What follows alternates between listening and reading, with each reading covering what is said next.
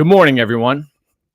Here we are, UFC 276. Mike's MMA Picks here with your Fight Morning Quick Card Breakdown Show brought to you by BetDSI, as well as MMAOddsbreaker. Israel Adesanya against Jared-Cannonier. 12 fights. 7 of these fights are expected to end inside the distance. Should be a firecracker of a card inside of the T-Mobile Arena. Fantastic fight card. The only issue, first 2 bouts of the evening, low-level women's mixed martial arts bouts. We'll discuss those briefly and then get into the meat and potatoes of the rest of the card. First fight of the night takes place at 135 pounds, where we have Jessica Rose Clark taking on Stoliarenko. Stoliarenko coming in as a plus 120 underdog. Now, Jessica Rose Clark, known for her wrestling game, has changed camps in the past few years, and the Pannie Kianzad loss taught me all I needed to know about Jessica Rose Clark. She is robotic. She is clunky. She is a bulldozer, but she runs into some problems when she fights athletic fighters, and she also has some moments of almost where she's paralyzed on the ground and makes bonehead decisions where she gets caught in submissions. We've seen that multiple times. Stoliarenko is known for her arm bars. She has 8 submission wins, and in this fight, Stoliarenko's coming in with the reach advantage. She showed a little bit more in her stand-up game. I think she should be the favorite in this spot. I don't trust Jessica Rose Clark, and you're talking a low-level women's mixed martial arts bout.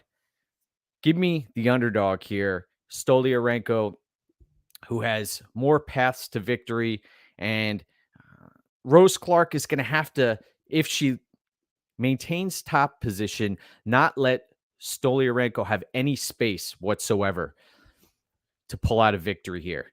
If Stoliarenko has space both on the feet and on the mat, she could lock up a submission. On the feet, I think she's the cleaner striker here, which doesn't say much. So give me Stoliarenko.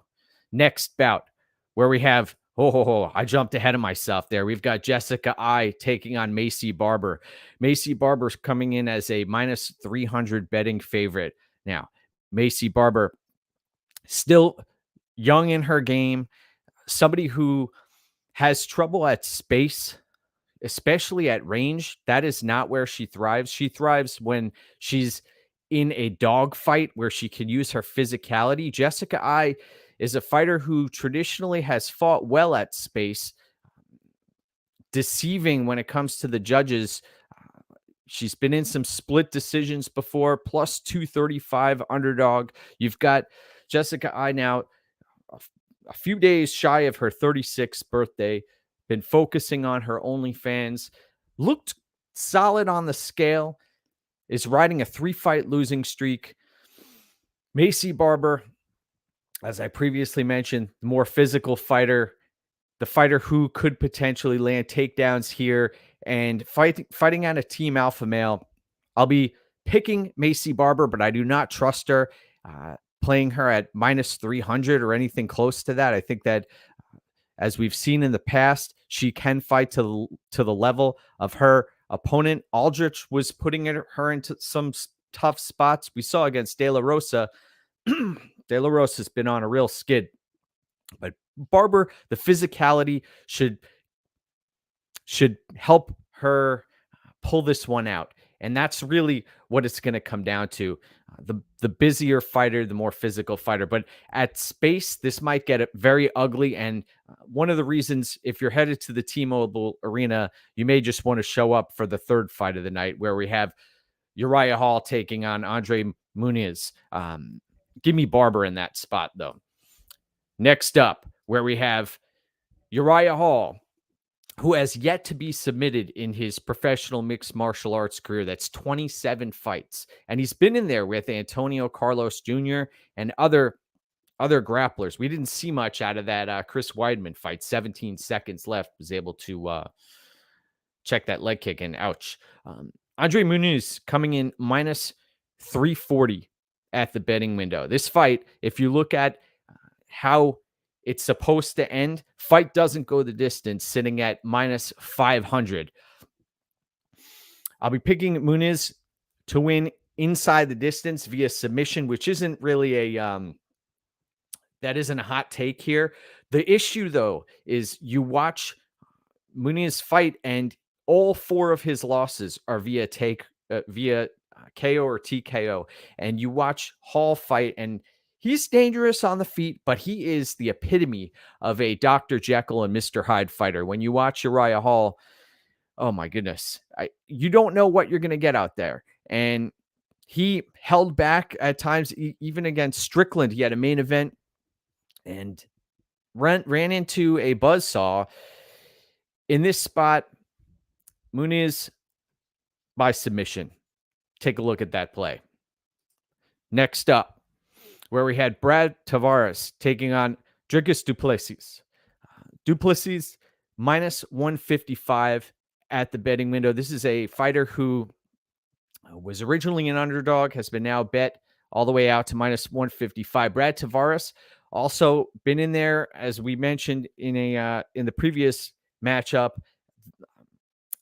It was our buddy Uriah Hall who took on Antonio Carlos Jr. Brad Tavares also has a opponent in Antonio Carlos Jr. where he showed off his tremendous takedown defense. Du Plessis he's a grappler when it comes down to it. The striking sets up a lot of his takedowns and ground game. He has a vicious squeeze, and Tavares, we saw on the scales, you watched the weigh-in yesterday, Du Plessis was massive, but just being massive does not win you fights. Tavares getting a little bit long in the tooth here, 34 years of age, I believe. Yes, 34 years of age. Du Plessis coming in with a 2-inch reach advantage here. The younger fighter, 28 years old, has really come into his own recently. The Trevin Giles fight, I'll say this. I was on Giles in that spot, and Du Plessis, he impressed me that he hangs on the precipice between defeat and victory and makes it appear that he's susceptible, and then he ends up turning the corner and turning the tide on opponents. And we've seen that both on the mat and on the feet. And I think that in this spot, Du Plessis is going to catch Tavares, maybe drop him, and then follow up with a guillotine submission on the mat. In this spot, I'll be picking Du Plessis, and you look at this fight doesn't go the distance, sitting at minus 135. I think that is the play here. Let's take a look at some of the comments that we have in the chat here. Jack, continue the phenomenal work. Let's get after it. Sro says, Muniz decision, good odds. Yeah. Danny, good morning. Got your coffee ready? We got our coffee here as well. Oh, look at this. Javik says that Muniz by sub is a lock. That spinning wheel kick counter. Watch out. Watch out. I don't see that fight going the distance.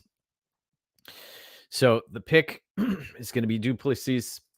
Next up, where we have a interesting bout between Ian Garry, who he's one of these fighters who he's shown some chinks in his armor early in his career, and he's coming in as a minus 175 favorite, taking on Garry-Green plus 145 underdog here. 6'3" tall for Ian Garry. Ian Garry fighting out of a solid camp has great cardio, has a jab, can kick. We've heard about his ground game, haven't seen much of it in the UFC. Gabe Green, the Daniel Rodriguez fight, we've seen tough as nails, somebody who's going to be in there for all 3 rounds, throwing heavy volume. In this spot, I would love to see Gary come in there, close the distance, or Gabe Green come in there, close the distance, and land a power strike on Gary that KOs him. We've seen Gary, his chin, he leaves it out there on a platter, but he's just so long that it's hard to get in on him. So Ian Garry is going to be the pick here. I would take a look at Gary by decision for better odds. I don't think he's going to be finishing Gabe Green. 11-3 overall record for Gabe Green. You know, he hasn't fought the best of competition, and neither has Gary. So I think this is a setup spot for Gary. I'll be picking him to win. It's gonna take something special to take Gary out. You need a power puncher who can close distance, and Gabe Green can close distance, but he's not necessarily a power puncher. So give me Ian Garry in that spot. Next up, where we have Donald Cerrone taking on Jim Miller. This is a fight that has been a long time in the making. It's a rematch from, I believe, back in 2014. It's been a long time since these two have locked horns. Donald Cerrone coming in as a plus 150 underdog. Originally, this line was a little bit wider. Cerrone, many people may be unaware that this fight does take place at 170 pounds. Jim Miller given about a week or so to pack on some extra weight, which this is a guy, Jim Miller, who has a tremendous amount of fights under his belt and has never missed weight. Minus 180 at the betting window for Jim Miller. Jim Miller dealt with some issues with injuries, with Lyme disease. Cerrone also, he has been around the block, as we well know, a legend of the sport. I think that Cerrone's getting a little disrespected here. I'll be picking Donald Cerrone. I think that he has not only the length, he's got the volume, and he does have cardio that's going to last all 3 rounds. We've seen it many other times. The Nico Price fight, I thought Price was going to take him out, and Cerrone would not go away. I thought Cerrone also won the bout against Anthony Pettis. He didn't show up against Conor McGregor, got blown out of the water. And last time out against Morono, bad look, yes. But he's a fighter who I could see him getting outworked on the ground. I think that Jim Miller, if this fight does hit the mat, has the potential to cause Cerrone some big problems. But the longer this fight goes, I'll be picking Cerrone. I think Cerrone also by decision is something to look at. This fight's not expected to go to a decision at minus 200, but both of these fighters have shown that they can go 3 rounds. The Mata fight for Jim Miller, he fought through some adversity to earn that victory, and the Gonzalez fight was getting caught and getting put in some tough spots, and then came back, and we saw him turn it on. Give me Donald Cerrone to win, the underdog.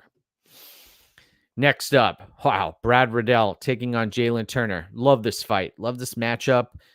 This is the fight that kicks off City Kickboxing's night. So could potentially set the tone for City Kickboxing as well. If Riddell comes out here and gets flatlined,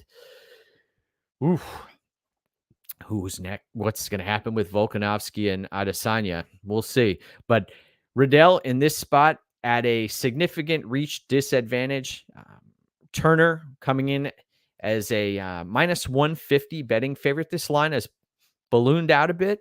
Riddell, much more competent striker, had a well-established kickboxing career. Riddell is a fighter who can potentially land takedowns here. Turner, long, as I previously mentioned, has the ground game, has a submission game that Riddell must be concerned about. So I think this fight is going to play out on the feet, and Riddell is going to have to close the pocket close the distance, exchange in the pocket. And you look at Jalen Turner's striking defense against Malarkey. Malarkey was causing him fits at times. Malarkey, tough as nails, taken out of there. Now, if you do that with Brad Riddell, Riddell is a fighter who is a pinpoint tactician. You watch Riddell's career. This is a fighter who was taken out of there by Rafael Fiziev. Fiziev is one of the best strikers in the sport, and he shouldn't hang his head, because that was a situation where half of the roster would get knocked out by Fiziev. One thing that's clear, Turner's striking defense, only 44%. That's a concern here. Turner can get clipped. He's been knocked out 3 times as a professional and also once on the regional scene. That's 4 knockouts for a kid that's only 27 years of age. So dangerous fight for Turner. And I don't think this fight's going the distance. Riddell could try to wrestle here, but then he's playing with fire because Turner does have a submission game. The Tarantula could lock something up. I'll be picking Riddell, though. I think that he has Turner beat on the feet, especially in the pocket. He's the much cleaner striker and has much better striking defense. I think this is going to turn into a firefight, and Riddell is going to catch Turner. We've got some comments. Let's see. Call your doctor if your UFC would last longer than 3 hours. Oh, Jussie. Oh, thanks for the tip there. Let's see. Cerrone having a cut 155 twice recently, not sure. Yeah, he did have to do that. I wouldn't count that PFL City Kickboxing loss on the UFC 276 card. Jamie, good morning. Let's go. Let's continue this journey, my friends, where we have the main card. We've got Pedro Munhoz taking on Sean O'Malley. Sean O'Malley coming in as a minus 300 betting favorite. And he's taking on a Pedro Munhoz who's been through the grinder. He's been through such elite competition. You look at his past number of fights. He's been through so many different former champions: Dominic Cruz, Jose Aldo, Frankie Edgar, Aljamain Sterling. The Jimmy Rivera fight was a good look for him. Now he's going to have to close distance. The fight against Jimmy Rivera was inside of the smaller octagon at the Apex. This fight takes place at T-Mobile inside of the larger octagon. That's something that needs to be made, a point that needs to be made right off the bat. The other thing is, you watch Pedro Munhoz last time out, blasted Dominic Cruz. I was on Pedro Munhoz in that spot. We took an L, and Munhoz almost took Cruz out of there, but Cruz was able to, even as a haggard fighter, somebody who's nearing the end of his career, had the footwork on full display. Sean O'Malley, he has solid footwork, susceptible to those leg kicks, as we well know, can get chopped down. Now, it's just a matter of how many strikes is O'Malley going to land on Munhoz before Munhoz starts landing these leg kicks, because we know Munhoz is willing to take 5, take 6 to give 1. And O'Malley can strike. He can land with power. The Moutinho fight, I think that's a situation where, we saw the next time out, Moutinho, he's not in the promotion anymore and was a shell.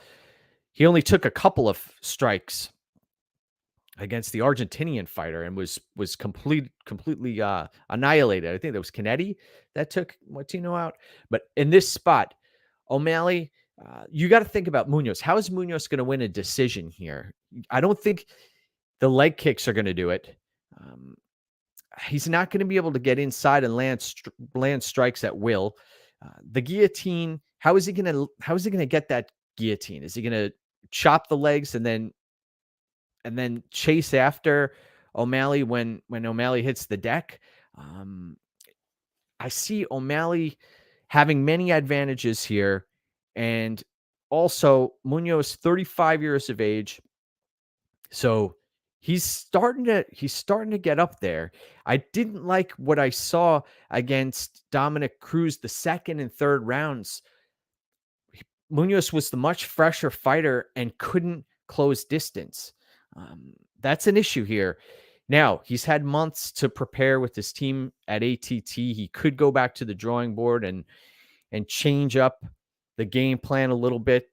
Try to, like Ryan Quinn mentioned, paint O'Malley into a corner here. So that is a possibility. That is an outcome, but I don't think that's the likely outcome. The likely outcome here is O'Malley lights Munhoz up and potentially earns a finish victory here. I know Munhoz hasn't been stopped, but O'Malley may be the one to do it here and do it in spectacular fashion. It's interesting how he's had such a favorable run. You look at the two fighters here, O'Malley, his strength of competition versus Munhoz's strength of competition, there's no comparison whatsoever. I'm a big fan of Munhoz, but O'Malley has many advantages here. The one big disadvantage, though, is those leg kicks. So there's always a possibility that O'Malley gets his legs chopped down and Munhoz locks something up. But I'll be picking Sean O'Malley in that spot. And I see him winning via knockout. Wow. The next fight is something to behold. This is one that was sent down from the MMA gods, and I am grateful for it. Robbie Lawler taking on Bryan Barberena. Barberena minus 105 at the betting window. Robbie Lawler minus 125. Interesting situation here. One thing that scares me off of Bryan Barberena is you watch the Matt Brown fight, and there have been other fights where Barberena locks up. He freezes up against the fence. It almost looks like we're within a few strikes of the referee stepping in to the fight and then to stop the fight. And then Barberena shows the referee something and comes back. In this spot, there might be a lot of ebb and flow here. Robbie Lawler, I expect him to come out guns blazing. I do not expect there to be any feeling out process whatsoever. I think these two fighters are going to meet right in the center of the octagon. It's interesting. This fight is expected to go to a decision at minus 155. I'm not so certain about that. I think this fight actually may end in via finish. Robbie Lawler, 29-15 record. We talked about Pedro Munhoz's strength of competition. Look at Robbie Lawler's strength of competition. He has fought the who's who. He's fought some grapplers that will grind you out, man. Usman and man, so many other fighters. Disturbing. RDA put him through the grinder. Now, this fight takes place at 170 pounds. You've got Bryan Barberena, who he's dealt with some health issues over the past few years. That didn't really come into play in his last fight. He fought well. We cashed on Barberena against Matt Brown.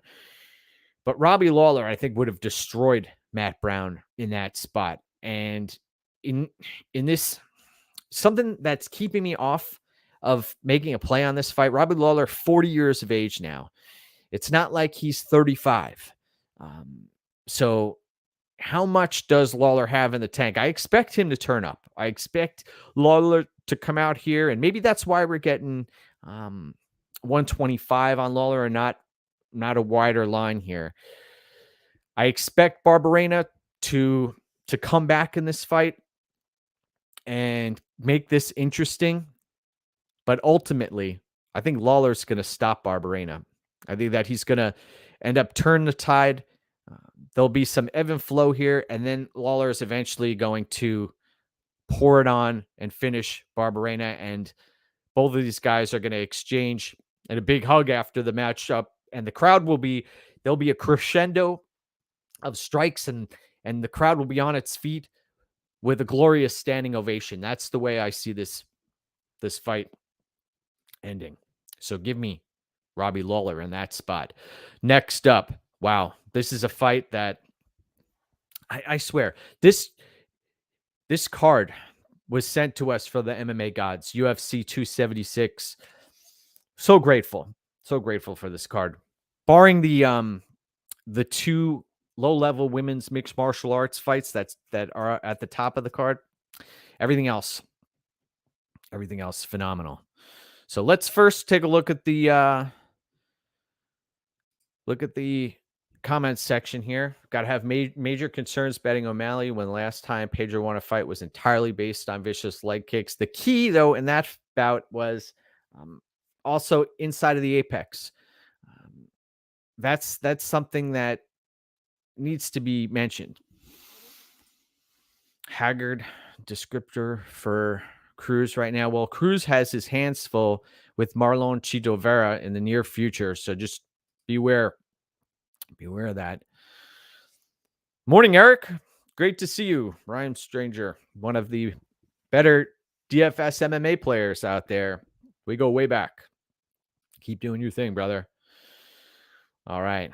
Let's see. He got Sean Strickland by submission at plus 1,000. Interesting spot. So Sean Strickland minus 130 taking on Alex Pereira plus 100. Pereira is a phenomenal kickboxer, intimidating to most folks out there. You watch his 2 knockout victories over Israel Adesanya. Very long, very precise. Is somebody who is going to go for the kill every time out. He has his warts, though. Let's be honest. You look at his professional record. I believe it's 4-1, 5-1 as a professional mixed martial artist. Taking on a fighter with a 25-3 overall record, Sean Strickland. We know about the motorcycle accident. We know about the move from welterweight to middleweight. But we also know about the gym wars that he's been having with Magomed Ankalaev, with Dominic Reyes, with many, many other well-known fighters. This is a guy who is not afraid to get in there with anybody. It's interesting. The narrative on Sean Strickland, not everybody, a lot of folks think that he'll just sit at range and jab his opponent apart. And granted, he may do that at times, but he can also, he's a diverse fighter. He has this diverse skill set. He can take fights to the mat if he wants to. Had 4 takedowns against Uriah Hall. If he wants to go for it, he can. He can play with his food too. Alex Pereira has the striking here to cause Strickland some major problems. We saw against Dos Santos, was able to, Dos Santos finished him. Granted, that was at 170 pounds. So not cutting as much weight. In this spot, Sean Strickland, he does have the grappling here. Team Quest, I remember years and years ago, him training with Dan Henderson and others. And he has a wrestling game to fall back on. He also has a submission game to fall back on. Brandon Allen, we saw that fight, had no problem going to the mat there. And Bruno Silva was able to take Alex Pereira down. Michailidis was able to take Pereira down and control him on the mat. Both of those fighters don't carry much weight when it comes to grappling. Sean Strickland, this is a no-brainer for me, playing Sean Strickland at plus money. And you look at the submission prop for Sean Strickland was sitting at plus 1,200 at one point. Now it's plus 950, which that's something to look at. So Strickland, yes, could get blown out of the water, could get knocked out early in dramatic fashion. That would not surprise me. But the more likely outcome here is Sean Strickland fighting a grappling heavy game plan and locking up a submission here. I think that's, I think Sean Strickland coming out with a grappling heavy game plan, that is more likely than Robbie Lawler coming out with a grappling heavy game plan. And both Barberena and Pereira are susceptible to being taken down. Could Sean Strickland come out and play on the feet like he did against Marshman? Yes, he could do that. Why would he do that in this spot, though, against a killer? He's one fight away from a title fight. He's already sold the Adesanya fight. That fight is waiting in the wings. But Strickland has been his own worst enemy at times. And, it's interesting. I'll be picking Sean Strickland. I think that he is the rightful favorite here. And the submission line is way off. That the likelihood of a submission here is anywhere between, I'd say, 18 and 22%. So we are getting some significant value there. But give me Sean Strickland to win via submission. Next up, where we have Alex Volkanovski taking on Max Holloway. The trilogy. A fight that has been, it's meant to be this fight. Alex Volkanovski, minus 190 betting favorite, taking on Max Holloway, who is very heated. He, at the weigh-ins, at the press conference, at the stare downs, this is a guy who is deep down inside a winner. He is somebody who, even in the Poirier fight, he was getting beaten pillar to post in that fight and would not go away. He's somebody who wanted to be there. Against Volkanovski here, what's very interesting is the first two fights were very, very different. First fight, I had Volkanovski winning 50-45, and you go back to the judges. There was a judge that also had that scorecard. Second fight was a toss-up. You saw Holloway drop Volkanovski and then drop the last 3 rounds. That takedown by Volkanovski late in the fight was something that you look at fight IQ, you look at high fight IQ, and also having a diverse game plan. That's a perfect example. He came back and won that fight on Fight Island, right? Max Holloway wants this back so bad. A concern of mine, Max Holloway, number 1 all time in significant head strikes absorbed in the history of the UFC promotion. And the guy is only 30 years old. That is a major concern here. Volkanovski, it's interesting. Holloway came out and said that Volkanovski's looking for a three-peat. The guy doesn't even have 3 highlights.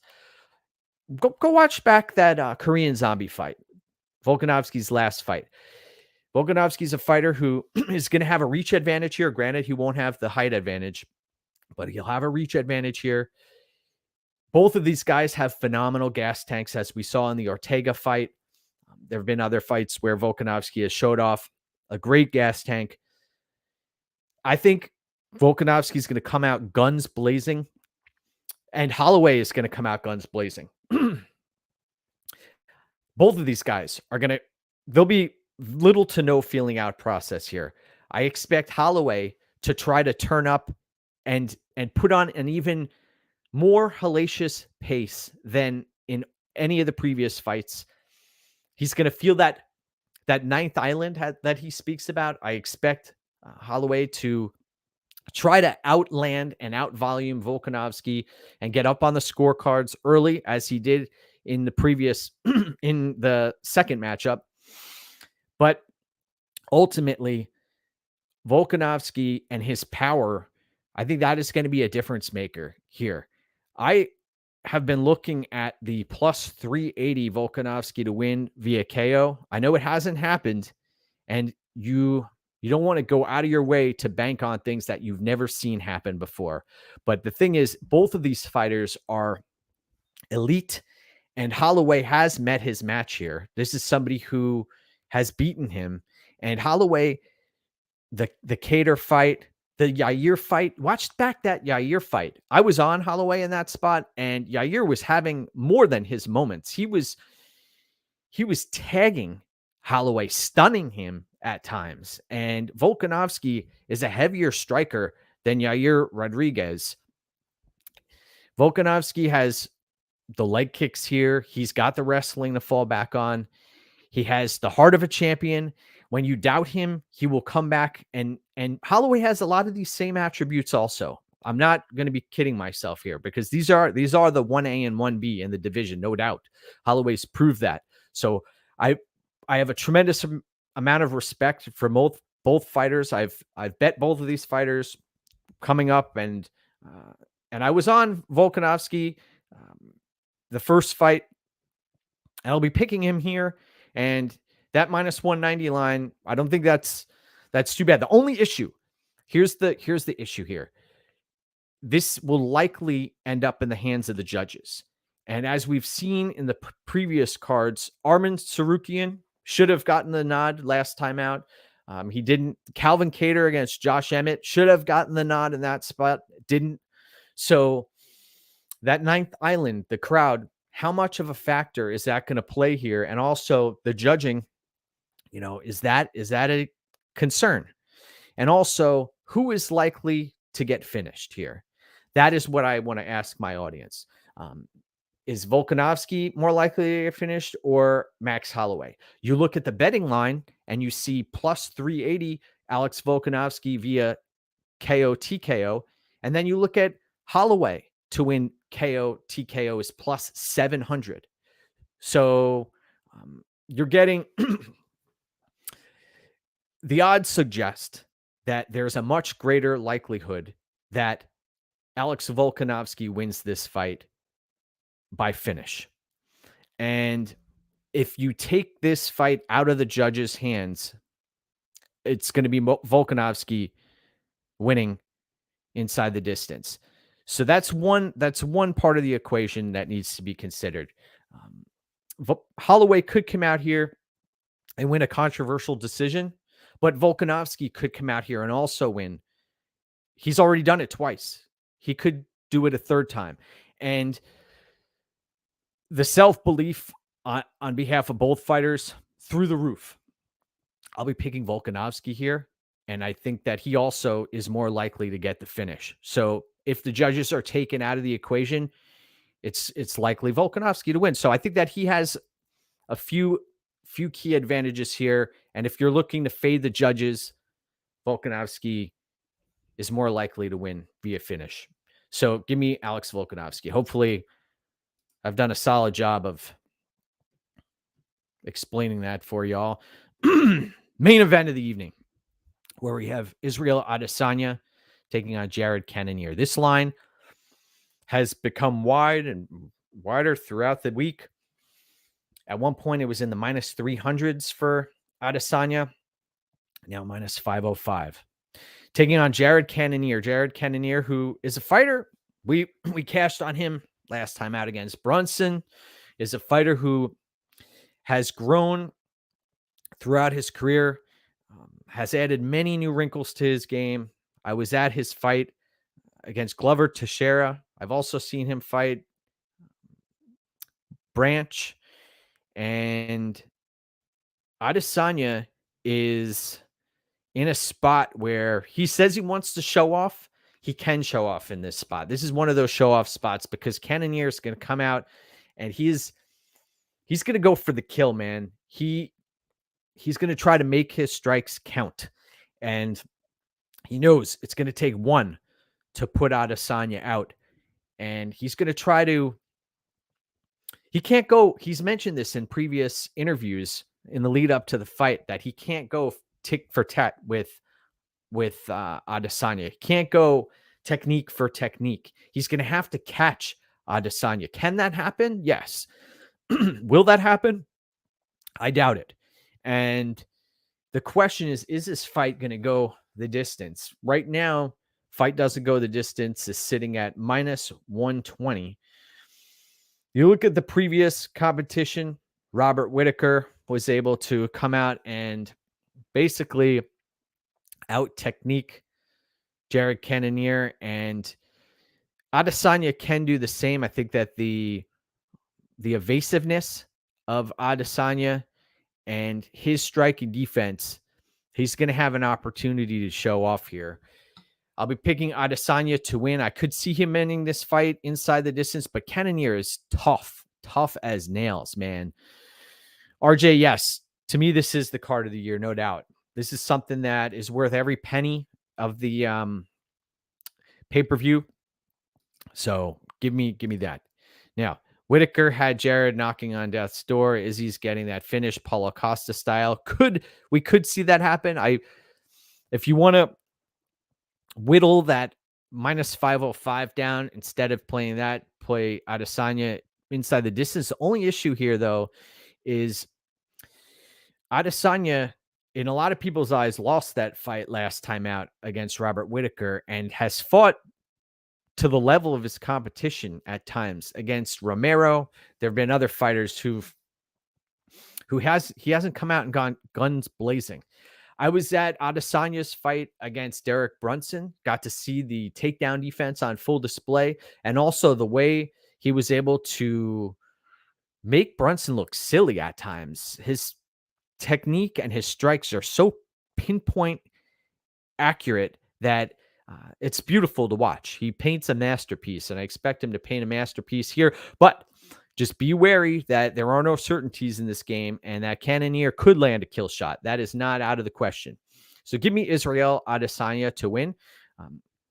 Cheers to everybody who joined the podcast today, the morning breakdown show, and also the subs who are part of MMAOB Premium. We've been able to lock up line value on every single bet that is in the hopper here. We are up well over 100 units headed into tonight's card. We put ourselves in some solid spots, I believe. Written breakdowns are up, and we are ready to go. So go get what's yours, my friends. This is why we do what we do. Cheers to everybody who is at UFC 276. This is going to be a great, great card. And let's do this, my friends. Cheers.